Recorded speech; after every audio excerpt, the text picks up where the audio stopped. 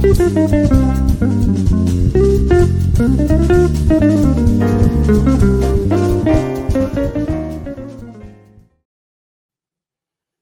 you've ever sung opera or oratorio, you've probably seen the word recitative, or in Italian, recitativo.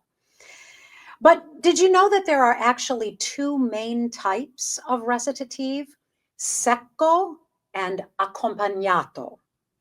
And they serve very different purposes. So let's break down what they are, how to tell them apart, and what that means for you as a singer.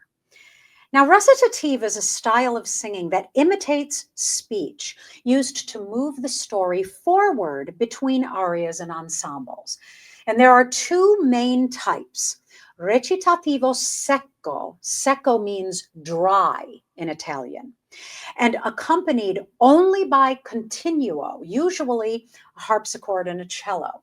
And so it's rhythmically free and speech-like and dramatically driven. And so what happens is that the voice is free to sound as speech-like as possible, but the accompaniment in the orchestra or the continuo is just held chords. So you can see on the graphic on the screen, these are two recitatives from Handel's Messiah for soprano. And the one on the top, there were shepherds abiding in the fields, that is a secco recitative. And so this is what it sounds like. I'm going to be singing it down the octave because I didn't warm up today. Okay, so this is what it sounds like. Notice how the voice part is nice and free and the accompaniment is just chords held. There were shepherds abiding in the field, keeping watch over their flocks by night. Okay, so it's very dry. There's no lyrical lines or anything going on in it. All right. Now, recitativo accompagnato, which is accompanied by the full orchestra as opposed to just by the harpsichord or continuo. And it's more structured and emotionally heightened, used for important dramatic moments. So the thing is that what you're going to hear is in the orchestra, there's going to be a rhythmic drive, okay? So there is a tempo, a steady tempo that keeps going. But the point is still the same for the singer, in that the singer is just letting the words come out in a natural manner to tell the story, just within a rhythmic structure. So on this graphic, you see on the bottom of the page, and lo, the angel of the Lord came upon them. You can see that the accompaniment is full orchestra and it is structured, but the voice rides along on top of that.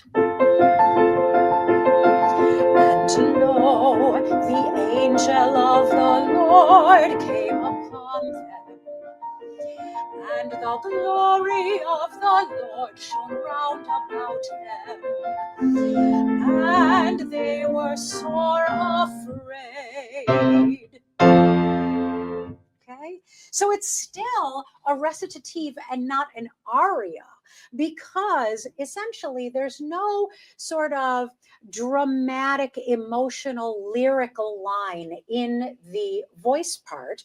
It is just it's not dry, but it's more simple, and it is driven by the rhythmic drive of the orchestral accompaniment. So why should you care about this? Because how you approach these is completely different. Secco recit is all about timing, flexibility, and text. You're leading the moment, almost like an actor delivering a monologue.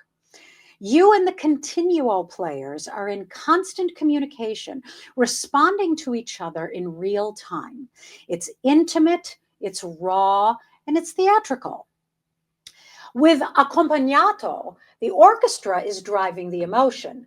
The rhythms are more precise, and your job is to match the dramatic pacing within the structure.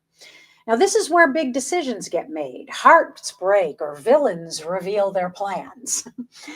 And so if you're performing either type, study the recit as deeply as you would an aria.